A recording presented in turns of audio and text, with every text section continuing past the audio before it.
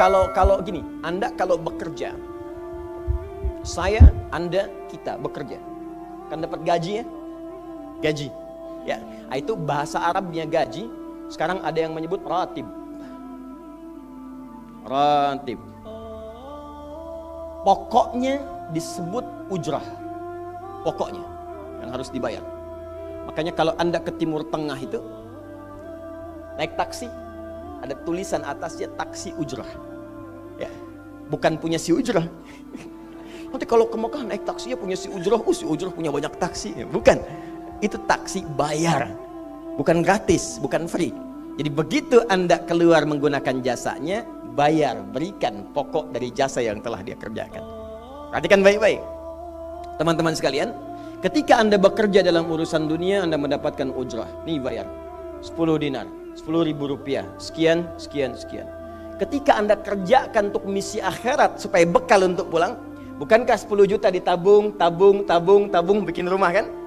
Beli pakaian yang elok, beli kendaraan. Sama persis Anda sholat itu diberikan juga bayarannya, diberikan juga pokok pemberiannya. Anda puasa diberikan pokoknya, baca Al-Quran dikasih bayarannya. Namanya pahala. Dalam bahasa Al-Quran disebut ajrun namanya. Dunia ujrah, akhirat ajrun. Lahum ajrun ghairu mamnun. Ajrun. Berapa ukurannya? Minimal 10. Turun Quran surah ke-6 ayat 160. Ya, kita keluarkan supaya terukur. Ya. Setiap pekerjaan dunia menjadi nilai akhirat punya poin. Pekerjaannya disebut hasanah namanya. Ya. Amal solehnya disebut hasanah. Siapa yang mengerjakan di dunia pekerjaan punya nilai akhirat, amal soleh namanya hasanah. Setiap hasanah punya poin 10. Man jaa bil hasanati falahu asyru amthaliha. Siapa yang mengerjakan perbuatan di dunia dan punya nilai akhirat, bekerja dikerjakan karena Allah mencari yang halal. Tuliskan poinnya. Salat, tuliskan poinnya. Setiap pekerjaan 10.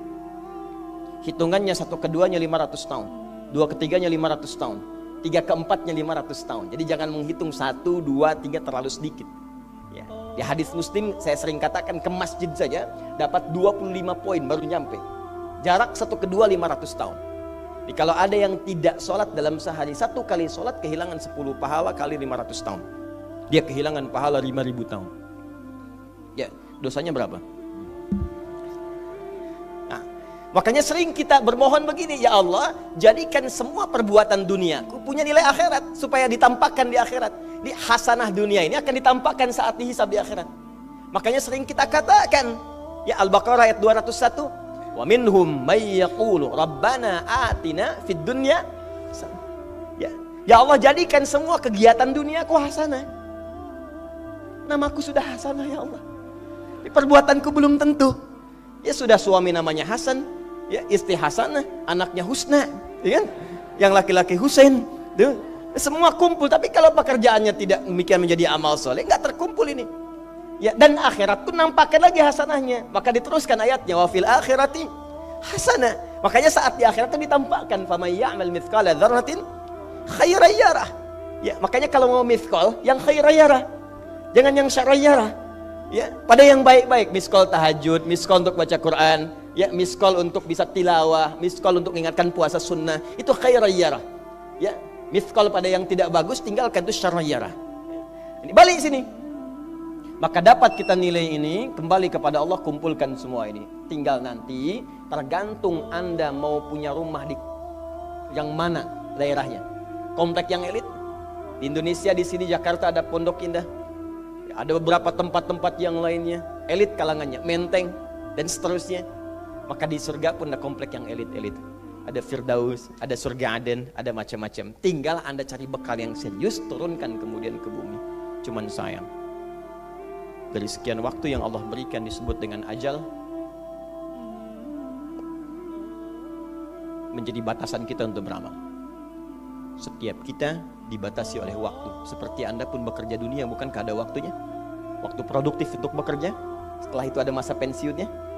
Dalam bahasa Arab, sesuatu yang kita kerjakan dengan batas dan setelah hilang batasnya, selesai aktivitasnya, disebut dengan ajal namanya. Maka Allah membuat ketentuan, kita pun tidak abadi di bumi. Setiap kita punya batas waktu. kalau selesai dinas kita dan pulang kita untuk mempertanggungjawabkan semua yang kita kerjakan di sini. Maka turun Quran surah ke-7 ayat 30 berapa? 4 untuk menggambarkan ini. Walikulli ummatin ajal fa idza jaa ajaluhum la yastakhiruna sa'ata wa la yastaqdimun. Setiap umat seluruhnya tanpa kecuali itu pasti punya batas waktu untuk beraktivitas dan selesai pulang.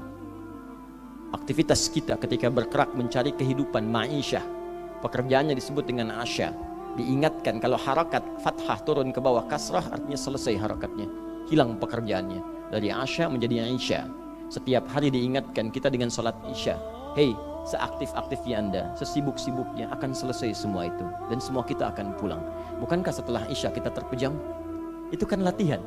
Makanya dalam doa saat akan tidur jadi disebutkan bisikallahumma amutu wa ahya. Ada riwayat lain ahya wa amut. Riwayat populernya amutu wa ahya. Mungkin malam ini saya pulang, saya meninggal. Makanya saat kita bangun dari tidur kita ucapkan alhamdulillahilladzi ahyana ba'dama. Ada maknya, sementara aja. Satu saat mungkin pulang. Kita nggak tahu di bagian mana yang tidur itu mengakhiri kehidupan kita saat kita pulang. Karena itu serius. Ada saatnya kita pulang. Nah teman-teman, ternyata sudah tahu akan pulang pun masih ada yang tidak memanfaatkan waktu dengan baik. Tanyakan pada setiap manusia ya, dari detik ini, dimulai dengan diri kita manusia kan? Tanyakan pada diri kita, Anda wafat tidak?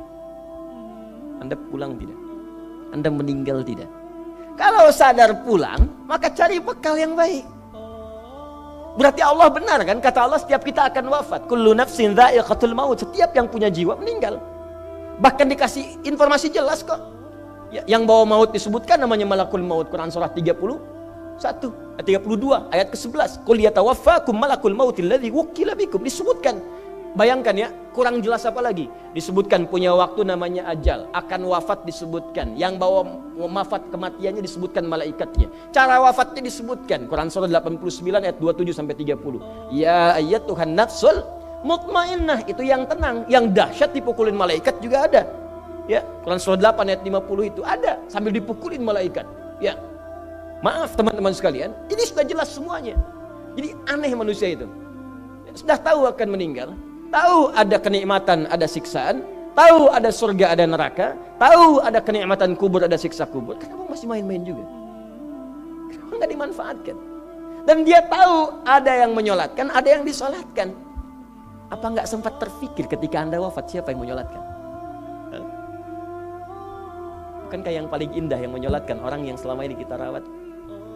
Anak yang pernah dikandung, diberikan ASI, dirawat-rawat. Anda menyiapkan apa gitu?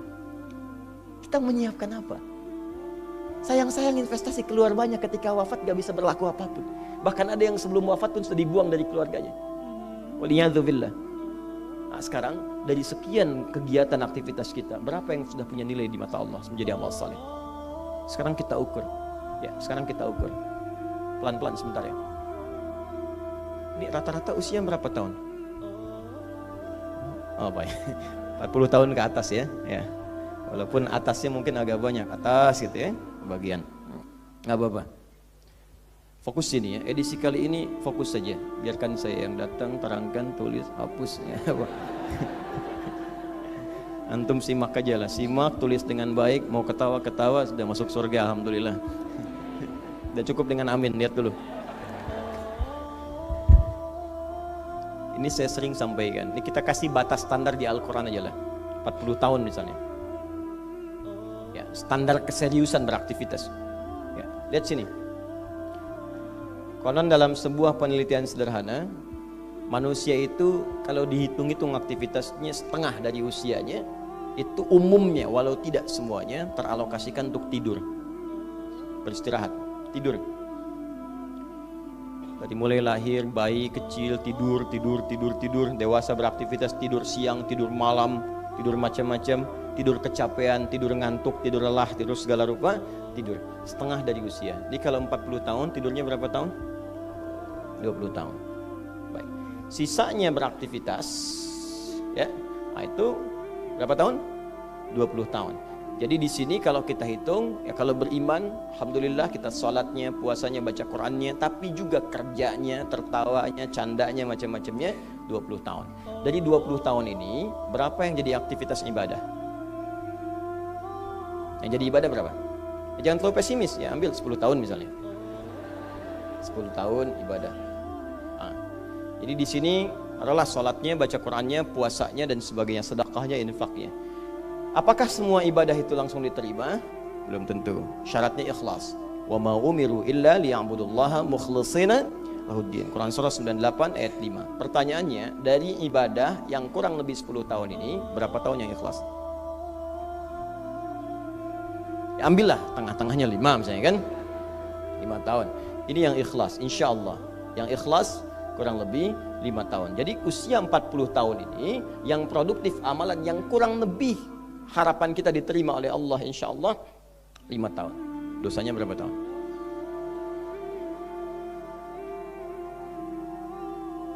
Dan masih bisa tertawa. Dan masih mengharap surga. Masih ingin ke surga Firdaus.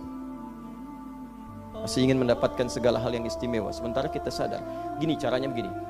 Coba ucapkan dengan kalimat yang lantang bahwa Anda tak punya dosa. Kalau tak mampu, berarti punya dosa. Ucapkan Anda sudah siap ke surga. Kalau tak mampu, amalnya masih kurang. Jadi kalau sudah merasa amal masih kurang, dosa banyak, terus masih main-main juga. Sudah tahu usia sudah di atas ini, ada yang 50, 60 tahu, waktunya sedikit. Yang kemarin-kemarin banyak yang sia-sia. Jadi kalau yang kemarin-kemarin kurang, masa sisanya masih dikurangi juga? Anda 40 tahun, 50 tahun, 60 tahun. Sekarang anak 4, 5 tahun, bahkan matanya buta, ada laki-laki, ada perempuan, sudah jadi penghafal Quran. 5 tahun hafal Quran. Belum baligh. Dan berharap punya bekal di hadapan Allah.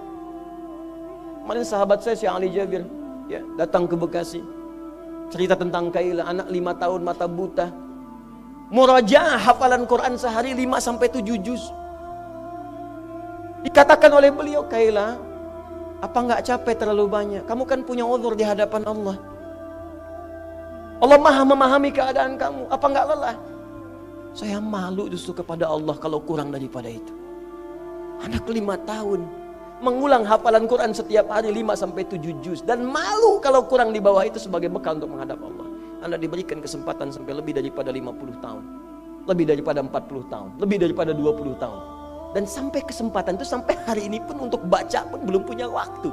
Dan Anda mengharap surga, Anda siapa?